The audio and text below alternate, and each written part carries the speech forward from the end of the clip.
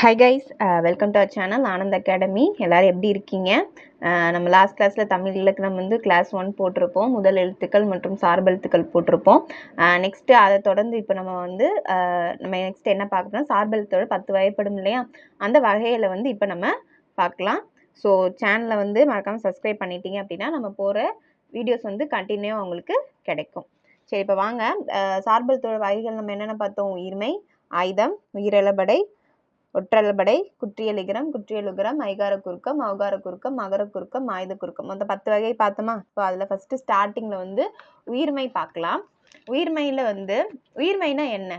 உயிரும் மெய்யும் சேர்ந்தது தான் என்னது உயிர்மை எழுத்துக்கள் சொல்கிறோம். அதாவது மெய் எழுத்துக்கள் 18ம் உயிரெழுத்துக்கள் 12உடன் சேர்ந்து மொத்தம் எத்தனை எழுத்துக்கள் நம்மளுக்கு உருவாகுது? 216 உயிர்மை எழுத்துக்கள் உருவாகுது. சரியா? இதைத்தான் நம்ம வந்து உயிர்மை எழுத்துக்கள்னு சொல்கிறோம். இது வந்து உயிர்மை வந்து உயிரையும் மெய்யும் சார்ந்து வருவதால் இது சார்பெழுத்துக்களுக்குள்ளே வருது. சரியா? நெக்ஸ்ட் வந்துட்டு இதோட வரி வடிவம்னா எழுத்து எப்படி இருக்குன்னா மெய் எழுத்தை ஒத்திருக்கும்.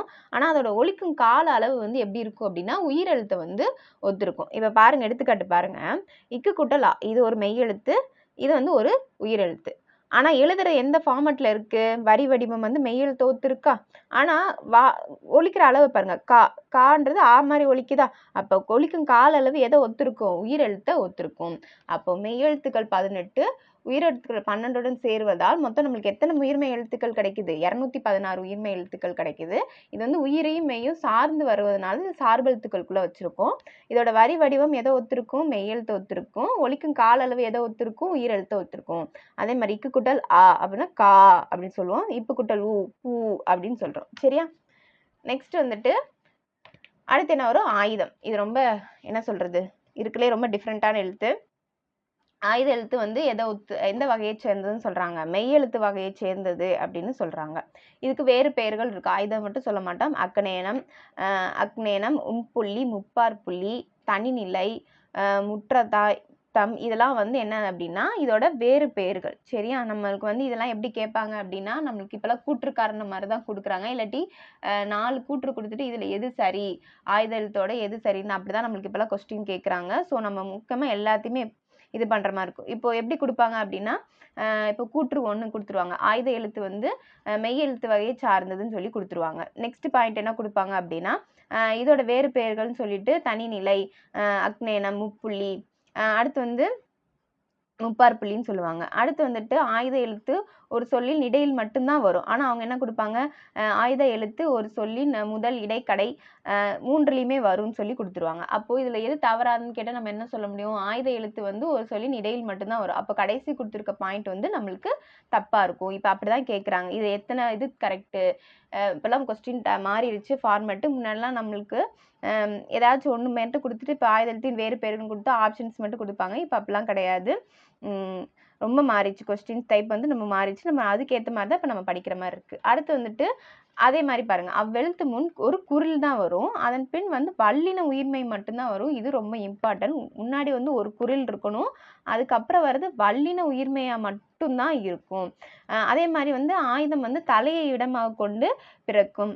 அப்படின்னு சொல்றப்ப ஒலிக்கும் இடம் வந்து எந்த இடத்துல இருந்து வருது? தலையில இருந்து வருது. இப்ப பாருங்க, அக்துல வந்து முன்னாடி வந்து என்னது? ஒரு குரில் தான். ஆன்றது ஒரு குரில். அடுத்து து, இது வந்து வல்லின உயிர்மையா? எது வரும்? வல்லினம்னா கசட தவிர. அப்ப இத்து குட்டல் உ து. அதே மாதிரி எஃகு, இது ஒரு குரில். அடுத்து வந்து இருக்கிறது வல்லின உயிர்மை. ஓகே, இப்படிதான் இந்த ஆயுத எழுத்துக்கு வரும். ஸோ மறக்காம நோட்ஸ் எடுத்துக்கோங்க. நம்ம சேனல்ல நோட்ஸ் ப்ரொவைட் பண்ணிக்கிட்டு இருக்கோம் இலக்கணத்துக்கு. ஸோ இதை நீங்க அப்படியே எழுதி வச்சுக்கிட்டு நீங்க படிச்சிட்டிங்கன்னா ரொம்ப யூஸ்ஃபுல்லா இருக்கும். அடுத்து நெக்ஸ்ட் பாருங்க, அளபடை. சரியா? இப்போ உயிர்மை பார்த்தாச்சு, ஆயுதம் பார்த்தாச்சு. இப்போ நெக்ஸ்ட் வந்து என்னது? அளபடை. அளபு கூட்டல் எடை. அளபு அப்படின்னா என்னது? அளவு. அடுத்து வந்து எடைனா எடுத்தல். ஓகே, அளபெடை அப்படின்னா நீண்டு ஒலித்தல்னு அர்த்தம். சரியா? எப்படி இருக்கு? நீண்டு, அதாவது ஆ அப்படின்னு சொல்லி நம்ம சொல்றோம் இல்லையா, அந்த மாதிரி நீண்டு ஒலிக்கிறது என்ன சொல்றாங்க? அளபெடை அப்படின்னு சொல்றோம். செயல்ல வந்து ஓசை குறையும் போது ஜென்ரலா அளபெடைனா என்னன்னு பாருங்க. ஒரு சொல்லில் முதலிலும் இடையிலும் இறுதியிலும் நிற்கும் நெட்டெழுத்துக்கள் நெடில் எழுத்துக்கள் வந்து நமக்குரிய 2 மாத்திரை அளவுல இருந்து எப்படி இருக்குமா? நீண்டு ஒலிக்குமா. சரியா? இதைத்தான் என்ன சொல்றாங்க, இந்த மாதிரி நீண்டு ஒலிப்புல தான் என்ன சொல்றாங்க? அளபடை அப்படின்னு சொல்றாங்க. ஆல்ரெடி செய்யுள் நம்ம எழுதும்போது ஏற்றும் போது அந்த இடத்துல ஓசை குறையிற மாதிரி தெரிஞ்சிச்சு அப்படின்னா அந்த இடத்துல என்ன பண்றாங்க, அந்த நெட்டெழுத்துக்களை வந்து என்ன நீட்டு இது பண்றாங்க. கொஞ்சம் இதா ஒலிக்கும் போது நம்மளுக்கு என்ன ஆகுதுன்னா அளபடை வந்து அந்த இடத்துல இதாகுது, ஃபார்ம் ஆகுது. இது வந்து எதுல என்ன வரும், முதலிலும் இடையிலும் இறுதியிலுமே நம்மளுக்கு இந்த நெட்டெழுத்துக்கள் வந்து நீண்டு ஒலிக்கும். சரி, இது வந்து 2 வகைப்படும். என்னது, உயிரளபடை ஒற்றளபடை அப்படின்னு சொல்லிட்டு நம்மளுக்கு என்ன ஆகுது, 2 வந்து வகை வருது. ஃபர்ஸ்ட் உயிரளபடை பாருங்க. உயிரெழுத்து வந்து கொண்டு ஓசையை நிறைவு செய்தல். சரியா, உயிரெழுத்து வந்து கடைசியில் வந்து என்ன இருக்கும், நீண்டு ஒலிக்கிறது தான் வந்து உயிரளபடை. இதுலேயே 3 டைப் இருக்கு. இதை வந்து என்ன சொல்றாங்கன்னா செய்யுளிசை அளபடை, இல்லாட்டி இசை நிறை அளபடை. அது இசை நிறை அப்படின்னா அந்த இடத்துல இசையை வந்து நிறைவு செய்யறாங்க. ஓகே, அடுத்து இன்னிசை அளபடை. இன்னிசை அளபடை இன்னிசை காண்டி மட்டுமே சேர்க்கிற அளபடை. அடுத்து சொல்லிசை அளபடை. சரியா, இப்போ ஃபர்ஸ்ட் ஒவ்வொன்றா பார்க்கலாம். செய்யுளிசை அளபடை. செய்யுளிசை அளபடை அப்படின்னா செய்யுள வந்து ஒரு ஓசை குறையும் போது அதனை நிறைவு செய்ய செய்யுள ஓசை குறையுது. செய்யுள வந்து ஓசை குறையிறப்ப சொல்லில் முதலிலும் இடையிலும் கடையில் உள்ள உயிர் நெடில். சரியா, உயிர் நெடில் தான், உயிர் நெடில் எழுத்துக்கள் வந்து அளபெடுப்பது. அளபெடுப்பதுன்னா நீண்டு ஒலிக்கிறது தான் வந்து நம்மளுக்கு செய்யுளிசை அளபடை. ஓகே, செய்யுள்ள ஓசை குறையும் போது அதனை நிறைவு செய்ய, அந்த நிறைவு செய்யறதுனால தான் இது என்ன சொல்றாங்கன்னா இசை நிறை அப்படின்னு சொல்றாங்க. இசையை வந்து என்ன பண்ணுது, நிறைவு செய்யுது. புரியுதா, செய்யுள வந்து ஓசை குறையும் போது அந்த இடத்த இசை வந்து நிறைவு செய்யறதுனால தான் இது செய்யுளிசை அளபடை இல்லாட்டி இசை நிறை அளபடை சொல்றாங்க. இது முதல்ல பாருங்க, ஓதல் வேண்டும். நெக்ஸ்ட் இது வந்து முன்னாடி வருது, அதனால இது வந்து என்னது, முதல். அடுத்து தொலா அர், தொலா ஆ லாதா வருது, அதுக்கடுத்து மறுபடியும் என்ன வந்திருக்கு, ஆ வந்திருக்கு. இது வந்து இடை.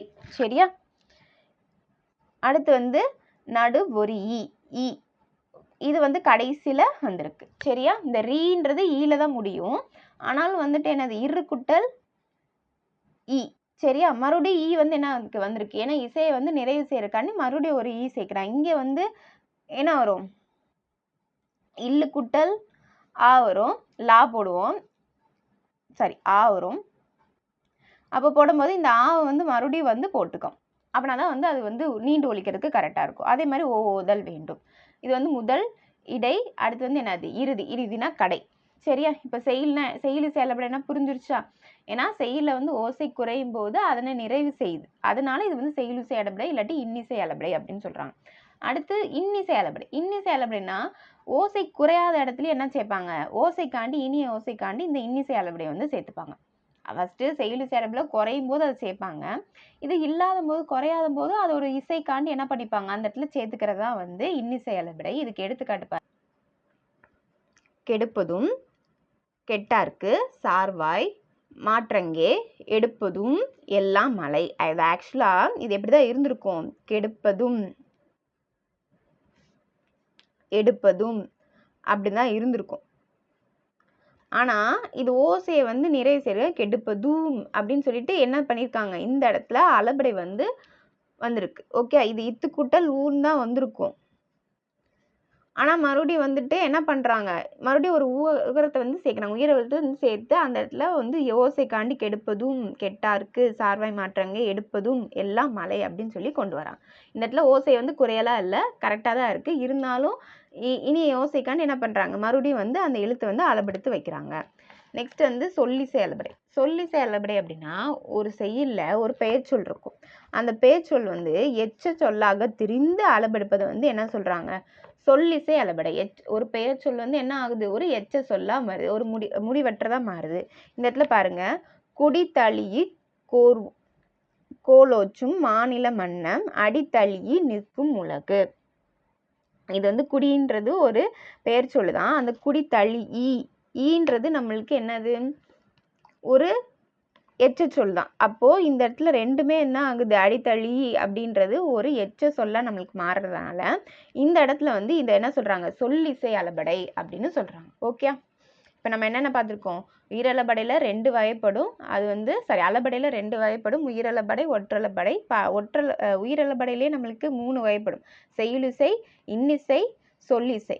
அப்போது செய்யுளிசை வந்து நம்மளுக்கு என்னது, ஓசை குறையிற இடத்துல என்ன பண்ணுறது, ஓசையை வந்து நிறைவு செய்யுது. அதனால இது இசை நிறை அளபடைன்னு சொல்றாங்க. அடுத்து இன்னிசை. ஓசை குறையாத இடத்துலயும் என்ன பண்றது? ஓசைக்காண்டி இனி ஓசைக்காண்டி அதை சேர்ப்பாங்க.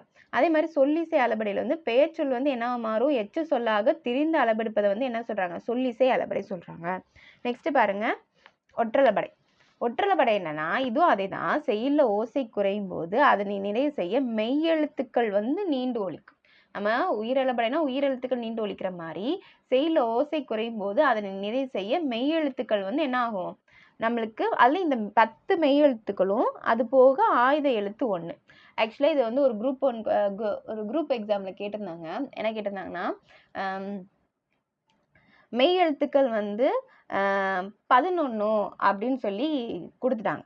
ஆக்சுவலாக மெய்யெழுத்துக்கள் வந்து 10 தான். எழுத்துக்கள்னா தான் மொத்தம் 11 எழுத்துக்கள் வரும். அதாவது ஆக்சுவலாக இந்த மெய்யெழுத்துக்கள் 10, ஆயுத எழுத்து வந்து மெய்யெழுத்து வகையை சார்ந்ததான், ஆனால் மெய்யெழுத்து கிடையாது. ஓகே, அதனால கொஸ்டின் எப்படி கேட்டாங்க அப்படின்னா, மெய்யெழுத்துக்கள் 11ன்னு சொல்லிட்டாங்க. அப்போ மெய்யெழுத்துக்கள் 11 ஒற்றளபடையில் அளபெடுத்து நிற்கும், அது வராது. மெய்யெழுத்துக்கள் 10, ஆயுத எழுத்து 1, மொத்த எழுத்துக்கள் வந்து மொத்தம் என்னது? 11 தான் வரும். அப்போ எழுத்துக்கள் இதான் 11, மெய் எழுத்துக்கள் வந்து நம்மளுக்கு 10. அது என்னன்னா இங்கு, இஞ்சு, இன்னு, இத்து, இன்னு, இம்மு, இன்னு, இவ்வு, ஈ, இல், இல், இந்த 10 எழுத்துக்களும் அது போக ஆயுத எழுத்து சேர்த்து தான் மொத்தம் 11.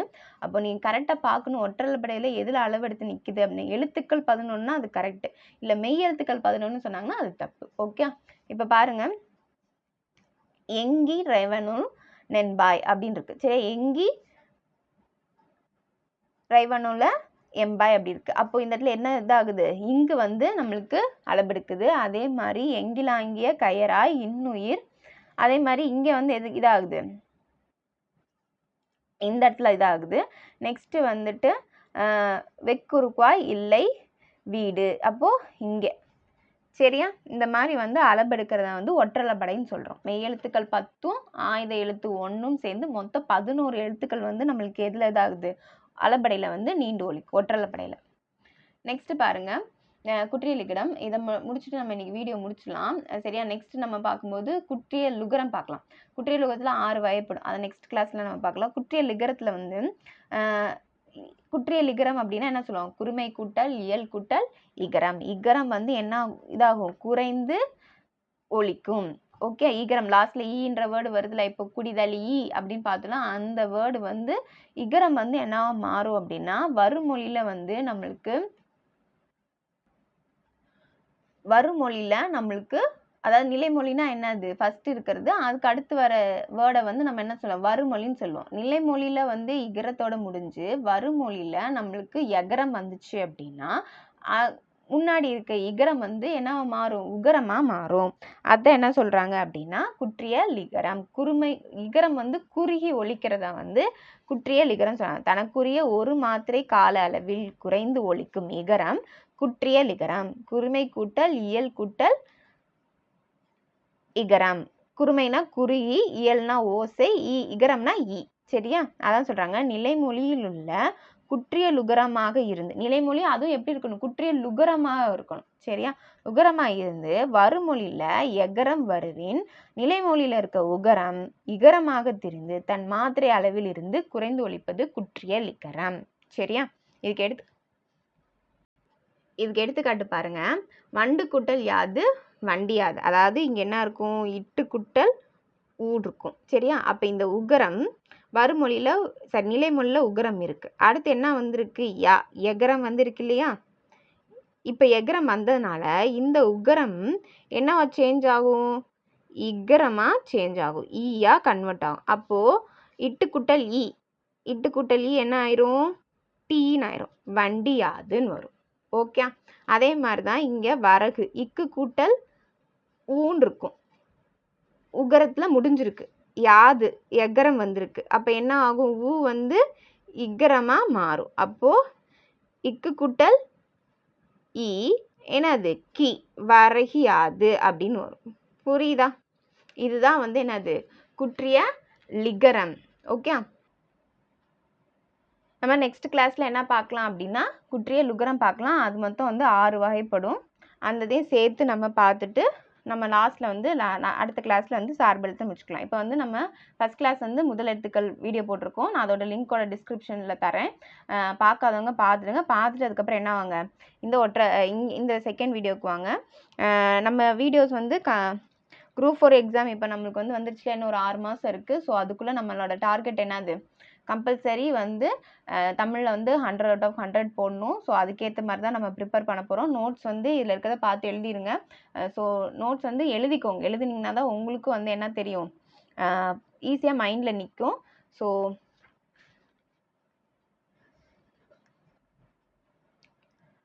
மறக்காமல் என்ன பண்ணிடுங்க, சேனலை வந்து சப்ஸ்கிரைப் பண்ணிட்டீங்கன்னா வீடியோஸ் வந்து எங்களுக்கு என்ன வரும், கரெக்டாக உங்களுக்கு வந்துகிட்டே இருக்கும். நம்ம கிளாஸ் வந்து யாரும் மிஸ் பண்ணுற மாதிரி இருக்காது. அதே மாதிரி மேக்ஸுக்கும் நம்ம கிளாஸ் சிம்பிளிஃபிகேஷன் போட்டுட்ருக்கோம். ப்ரீவியஸ் இயர் கொஸ்டின் வைஸாக வந்து போட்டுட்ருக்கோம். நெக்ஸ்ட்டு வந்துட்டு இந்தியன் பாலிட்டி, அது ஸ்கூல் புக்ஸ் வைஸும் ரிவைஸ் பண்ணுறோம். ப்ளஸ் வந்து ப்ரீவியஸ் இயர் கொஸ்டின்ஸும் நம்ம வந்து போட்டுட்ருக்கோம். ஸோ அதோட வீடியோ லிங்க்கும் நான் தரேன். அதனால் மறக்காமல் சேனலை சப்ஸ்கிரைப் பண்ணிக்கோங்க. தேங்க்யூ.